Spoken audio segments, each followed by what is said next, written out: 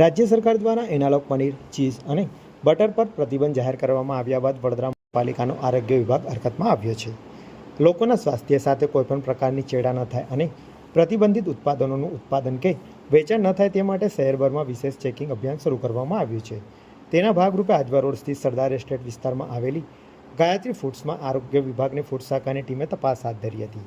તપાસ દરમિયાન ફેક્ટરીમાં દૂધમાંથી બનતું પનીર કે પ્રતિબંધિત એનાલોગ પનીર મળી આવ્યું નહોતું. જોકે સોયાબીનના દૂધમાંથી તૈયાર કરવામાં આવતું તોફુ પનીર અને તોફુ દહીંનું ઉત્પાદન થતું હોવાનું સામે આવ્યું હતું.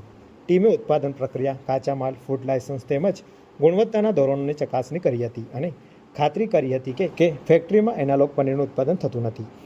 ગુજરાત સરકાર દ્વારા જે એનાલોગના આજથી જે પ્રતિબંધ મૂકવામાં આવ્યો છે, જેના અનુસંધાનમાં જેને એનાલોગનું લાયસન્સ લીધું હોય એના સરદાર એસ્ટેટમાં આપણે ગાયત્રી ફૂડ્સ છે એમને ટોફુ સાથે આ લાયસન્સ પણ લેવામાં આવેલ હતું એનાલોગનું. એટલે અત્યારે એનાલોગ જે બનાવે છે તે અત્યારે એનાલોગ બધા પડ્યું છે એની તપાસ માટે આપણે અહીં આવેલ છે.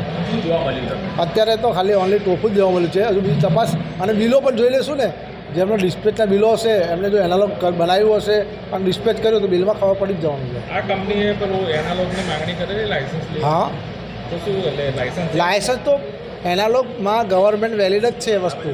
પણ એ પનીર તરીકે એનાલોગનું ગવર્મેન્ટના સ્ટાન્ડર્ડમાં પ્રિસ્ક્રાઇબ કરેલું કે એનું લાયસન્સ આપવું જ પડે અને એના ગવર્મેન્ટના સ્ટાન્ડર્ડ જ હતા. પરંતુ આ કેવું તો કન્ફ્યુઝન પનીર તરીકે લોકો યુઝ કરતા હતા એ ખોટું છે. પનીર એને એનાલોગની વસ્તુ એનાલોગ તરીકે યુઝ કરાય અને ગવર્મેન્ટ માન્ય જ હતું. કાલથી જે ગુજરાત સરકારે વેચાણને બધા ઉપર પ્રતિબંધ મૂક્યો છે એટલે હવે પછી ગુજરાતમાં લોકો મેન્યુફેક્ચર પણ નહીં કરી શકે, કે વેચી પણ નહીં શકે, કે બનાવી પણ નહીં શકે, કે પરિવહન ઓલરેડી કોઈ પણ જગ્યાએ સેલ પણ નહીં કરી શકે. એનાલોગ પનીર જે ટોફુ છે એ શેની બનાવટ છે? ટોફુ એક સોયાબીન, આપણે સોયાબીન નહીં આવતું એમાંથી જે દૂધ નીકળે ને એની બનાવે છે. આ વેગન ફૂડ છે અને ગવર્મેન્ટ માન્ય છે.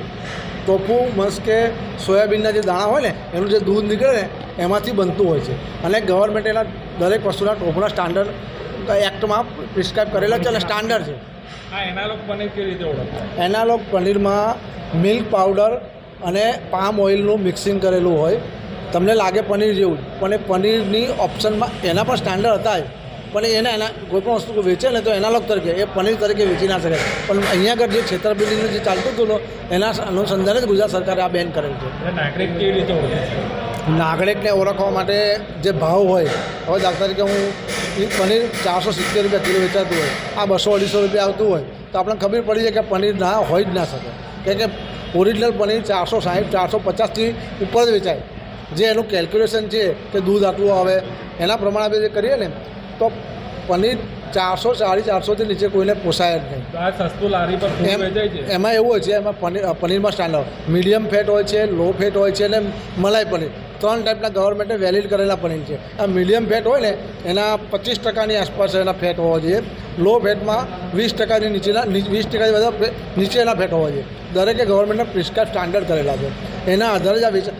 આમાં એવું છે કે ભલે મીડિયમ ફેટ ને લો ફેટ છે ને એ પેકિંગ છે લૂઝમાં નહીં વેચી શકે. આ વેચાણ થતું હતું એને રોકવા માટેના ગવર્મેન્ટે જે કર્યું છે એના આધારે કાર્યવાહી કરી.